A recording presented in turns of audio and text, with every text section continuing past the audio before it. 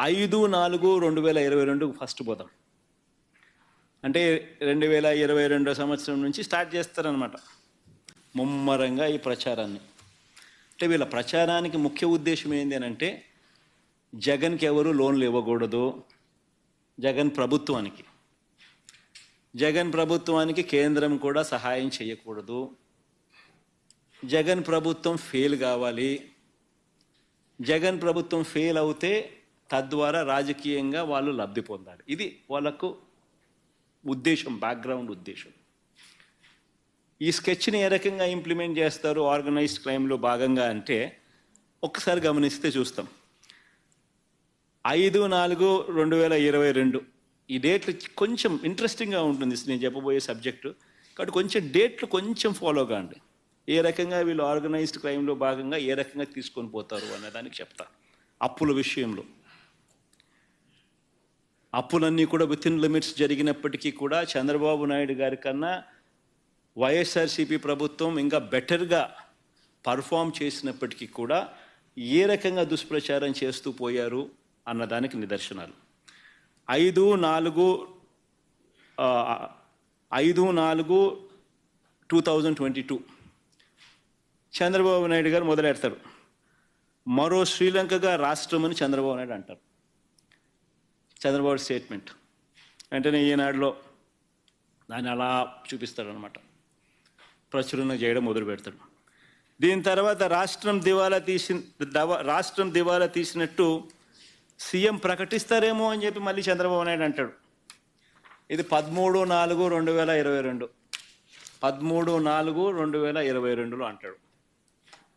వెంటనే ఈనాడు మేలుకోకుంటే మనకు శ్రీలంక గతే అని చెప్పి రాస్తుంది. ఈనాడు 19/4/2022 వెంటనే ఈనాడు మేలుకోకపోతే మనకు శ్రీలంక గతే అని రాసేస్తుంది. దీని తర్వాత తందన తాన అంటూ దత్తపుత్రుడు శ్రీలంక పరిస్థితికి రాష్ట్రం కూతవేటు దూరంలోనే ఉంది అని చెప్పి ట్వీట్ చేస్తాడు. 17/5/2022. దాని తర్వాత అప్పటి టీడీపీ ఆర్థిక మంత్రి, అంటే ఇప్పుడు ప్రస్తుత ఆర్థిక మంత్రి పయ్యావుల కేశవ్, ఇప్పటి టీడీపీ ఆర్థిక మంత్రి ఆ రోజు ఏమంటాడంటే శ్రీలంక కంటే రాష్ట్రానికి 4 రెట్లు అప్పు అని చెప్పి తాను అంటాడు. అది 21/7/2022. దాని తర్వాత మళ్ళీ దత్తపుత్రుడు మళ్ళీ అంటాడు అప్పులతో ఆంధ్ర పేరు మారు మోగిస్తున్నందుకు అప్పు రత్న అంటూ పేరు పెట్టాలని మరో ట్వీట్ చేస్తాడు. 17/2/2023.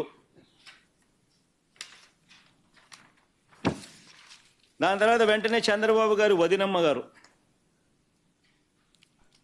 బీజేపీలో టీడీపీ నాయకురాలు, రాష్ట్రం రుణం 11 లక్షల కోట్లు అని మరొక స్టేట్మెంట్ ఇస్తారు.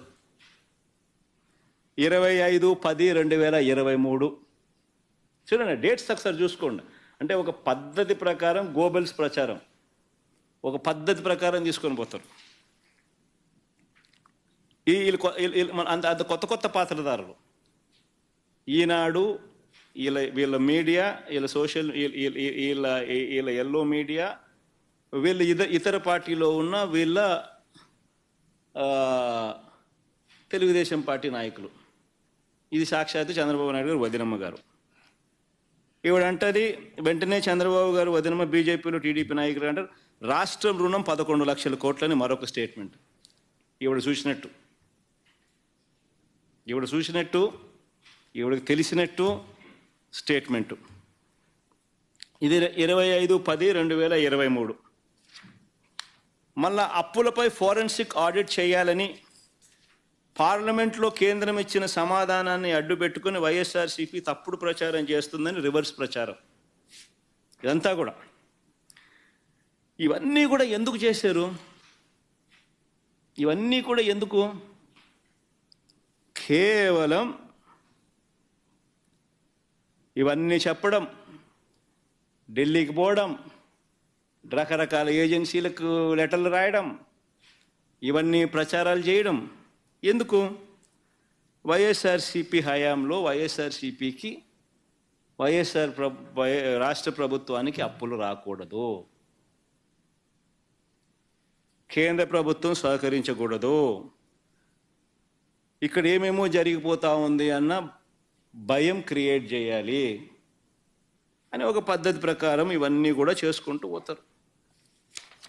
ఎలక్షన్ దగ్గరికి వచ్చేసరికి 7/4/2024 ఇంకా ముమ్మరం చేస్తారు. రాష్ట్రం అప్పులు ఏకంగా 12,50,000 రూపాయలు అని చెప్పి మళ్ళా చంద్రబాబు నాయుడు గారు వదినమ్మ గారు ఇంకో స్టేట్మెంటు మళ్ళీ కంటిన్యూ చేస్తారు. దాని తర్వాత ఇంకా ముందుకు పోతారు. సరిగ్గా ఎన్నికలకి నెల రోజుల ముందు ఈనాడు ముందుకు వస్తుంది అనమాట. 21/4/2024 ఒక ఎకానమిస్టును పట్టుకొస్తారు. ఆయన ఎకానమిస్టు అని చెప్పి ఒక బిల్ల తగిలిస్తారు. ఆయనకు తగిలిచ్చి రాష్ట్రం రుణాలు ఏకంగా 14 లక్షలు అని ఆయనతో చెప్పించేసేస్తారు. చూస్తూ ఉంటే గమనిస్తూ ఉంటే మీ అందరికీ అర్థమవుతుంది. 10 పోయింది, 11 వచ్చింది, 11 పోయి 12.5 వచ్చింది, 12.5 నుంచి ఏకంగా 14 లక్షలకి వెళ్ళిపోయినారు. ఎన్నికలకు అంతా 21/4/24 ఎన్నికలకు ముందు, ఎన్నికల దగ్గరకు వచ్చేసరికి ఒక పద్ధతి ప్రకారము ఒక విషియస్ క్యాంపెయిన్, అబద్ధాల క్యాంపెయిన్. 14 లక్షల రాష్ట్ర రుణాలు ఏకంగా 14 లక్షల కోట్లను ఆయనతో చెప్పించేసేస్తారు. ఈనాడు దాన్ని ప్రచురణ చేస్తాడు పెద్దగా, మిగతా వాళ్ళంతా కూడా దాన్ని అందుకుంటారు. నిజంగా అధికారంలోకి వచ్చిన తర్వాత కూడా మళ్ళీ చంద్రబాబు నాయుడు గారి తప్పుడు ప్రచారం ఆపల, ఇంకా కొనసాగుతారు. ఎందుకంటే అప్పటికైతే ఎలక్షన్లు అయిపోయినాయి. దాని తర్వాత మళ్ళీ ఇంకా చంద్రబాబు నాయుడు గారిని ప్రశ్నిస్తారు. చంద్రబాబు నాయుడు గారు మళ్ళా సూపర్ 6లు సూపర్ 7లు ఇవ్వాల్సి వస్తుంది కదా. ఇంకా సూపర్ 6లు సూపర్ 7లు ఇవ్వకుండా మళ్ళా ఎగరగొట్టాలి అని అంటే రాష్ట్రం క్లిష్ట పరిస్థితుల్లో ఉంది అని చెప్పి మనం చెప్పాలి కదా. కాబట్టి దాన్ని కొనసాగిస్తాడు చంద్రబాబు నాయుడు. మళ్ళీ ఏంది 10/7/2024 అంటే చంద్రబాబు నాయుడు ముఖ్యమంత్రి అయినాడు, ప్రమాణ స్వీకారం అయిపోయింది, నెల రోజులు దాటిపోయింది. జూన్లోనే ప్రమాణ స్వీకారం చేశాడు. జూన్ 4 ఎన్నికల రిజల్ట్స్ వచ్చాయి. ఇది 10/7/2024 చంద్రబాబు నాయుడు అధికారంలోకి వచ్చిన తర్వాత ఆర్థిక శాఖ రివ్యూ చేస్తూ రాష్ట్రం అప్పులు 14 లక్షల కోట్లు అని చెప్పి లీక్ ఇస్తాడు. అది ఈనాడు రాస్తాడు, దాన్ని ఈటీవీ వాడు చూపిస్తాడు. దాని తర్వాత 22/7/2024 అంటే ఇది బడ్జెట్ పెట్టాడు. బడ్జెట్ పెడితే ఇవన్నీ వాస్తవాలు బయటకు వస్తాయి కదా, అప్పులు ఎంత ఉన్నాయో తెలిసిపోతాయి కదా ప్రజలందరికీ కూడా, చెప్పక తప్పని పరిస్థితి కదా. కాబట్టి బడ్జెట్ పెట్టాడు. ఎందుకంటే చంద్రబాబు నాయుడుకి ఇంకా కారణాలు కావాలి. సూపర్ 6 ఎగరగొట్టాలి, సూపర్ 7 ఎగరగొట్టాలి. సూపర్ 6 బడ్జెట్ పెట్టి సూపర్ 6 సూపర్ 7కి సంబంధించిన కేటాయింపులు చేయకపోతే ప్రజలు నిలదీస్తారు. కాబట్టి ఇంకా చంద్రబాబు నాయుడు గారు ప్రజలు మర్చిపోయేట్టుగా చేయాలి. కాబట్టి కొనసాగిస్తాడు. 22/7/2024 గవర్నర్ గారి ప్రసంగం అసెంబ్లీలో. ఓట్ ఆన్ అకౌంట్ బడ్జెట్ పెడతారు, పూర్తి బడ్జెట్ పెట్టరు, రియల్ టైం బడ్జెట్ పెట్టరు, ఓట్ ఆన్ అకౌంట్ బడ్జెట్. దాంట్లో గవర్నర్ గారి ప్రసంగం 22/7/2024 రాష్ట్రానికి కాన్స్టిట్యూషనల్ హెడ్ గవర్నర్ గారు, ఆయనతో కూడా అబద్ధాలు చెప్పిస్తారు. రాష్ట్రం అప్పులు 10 లక్షల కోట్లు అని అంటూ అబద్ధాన్ని ఆయనతో చెప్పిస్తారు. సరే సంతోషం, 14 లక్షల కోట్ల నుంచి తగ్గించారు, కనీసం 10 లక్షల కన్నా వచ్చినారు. కానీ 10 లక్షలు కూడా తప్పుడు ప్రచారమే కదా, తప్పుడు ఫిగరే కదా. ఏకంగా 10 లక్షల కోట్లు అని చెప్పి గవర్నర్ గారితో కూడా చెప్పిస్తారు. తీరా మళ్ళా ఈ మాట చెబుతూ ఇక్కడ వెరీ ఇంట్రెస్టింగ్, ఈ మాట చెబుతూ చంద్రబాబు నాయుడు గారు అదే ఓట్ ఆన్ అకౌంట్ బడ్జెట్ ప్రవేశపెడుతూ చంద్రబాబు నాయుడు గారు మాట్లాడిన మాటలు ఒకసారి విందామా? అది కూడా ఎంత గొప్పగా చంద్రబాబు నాయుడు గారు మాట్లాడతారంటే ఒకసారి ప్లే చేయండి అబ్బా. ఫస్ట్ నుంచి మళ్ళీ పెట్టుకో, సౌండ్ బాగా పెట్టండి.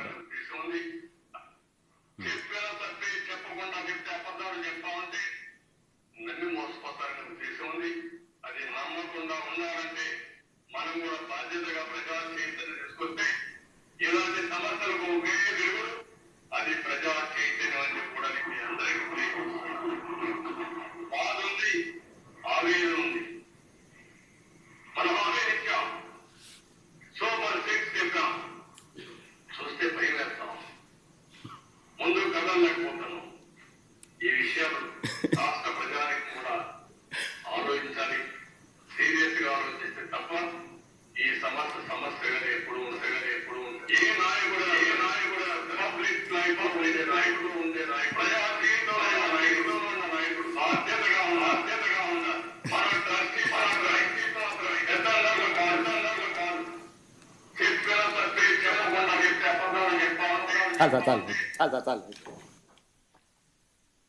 చంద్రబాబు నాయుడు గారు గవర్నర్ చేత అబద్ధాలు ఆడిచ్చి అదే దాంట్లో ఆయన ఏమంటాడు,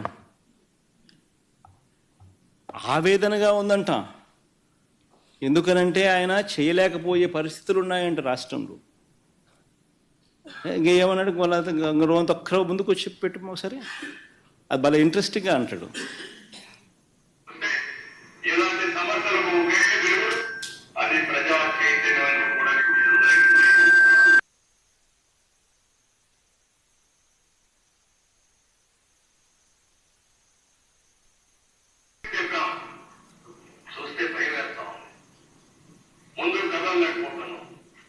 ఈ విషయాలు రాష్ట్ర ప్రజానికి కూడా ఆలోచించాలి. బాధ ఉందంట, చూస్తే భయం వేస్తుందంట. అసలు ఎక్కడ ఈ అబద్ధాలు అంటే, ఒక పద్ధతి ప్రకారము సూపర్ 6లు సూపర్ 7లు అన్నది ఇక తెరమరుగు చేయించే కార్యక్రమం. ప్రజలతో పని అయిపోయింది, ప్రజలతో ఓట్లు వేయించుకున్నారు, ఇంకా ప్రజల్ని మోసం చేయాలి. మోసం చేయడానికి కూడా మళ్ళీ ఏంది, కనీసం ప్రజలకు మోసం చేసే కార్యక్రమమైనా కానీ కనీసం నిజాయితీతో అయా నేను నిన్ను మోసం చేస్తున్నాను అని కూడా చెప్పలేరు. మళ్ళా దానికి జగన్ కావాలా, ఎవడో ఒకరి మీద ఏలెత్తి చూపించాలా. కాబట్టి మళ్ళీ దానికి ప్లాట్ఫామ్ సెట్ చేస్తూ ఉన్నారు. బడ్జెట్ పెడితే ఎక్కడ నిజంగా అప్పులు ఎంత ఉన్నాయో, రాష్ట్రానికి ఎంత అప్పులు ఉన్నాయో చూపించాలి, తెలిసిపోతుంది. ప్రతి సంవత్సరం బడ్జెట్ డాక్యుమెంట్స్లో ఖచ్చితంగా రాష్ట్రానికి ఉన్న అప్పులన్నీ కూడా మ్యాండేటరీగా చూపించారు. కాబట్టి ఓట్ ఆన్ అకౌంట్ బడ్జెట్ ప్రవేశపెడతారు, ఒరిజినల్ బడ్జెట్ పెట్టరు, రియల్ టైం బడ్జెట్ ప్రవేశపెట్టకూడదు, పెట్టరు. సూపర్ 6లు సూపర్ 7లు ఎగరగొట్టాలి అని అంటే ఏం చేయాలి? ఇది బాధగా ఉందంటాడు, ఆవేదనగా ఉందని అంటాడు, కానీ రాష్ట్రం క్లిష్ట పరిస్థితిలో ఉందంటాడు, భయం వేస్తుందని అంటాడు.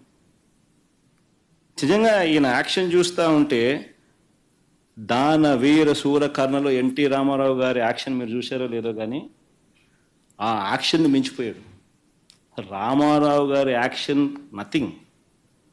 చంద్రబాబు అనే వ్యక్తి యాక్షన్ మామూలుగా లేరు.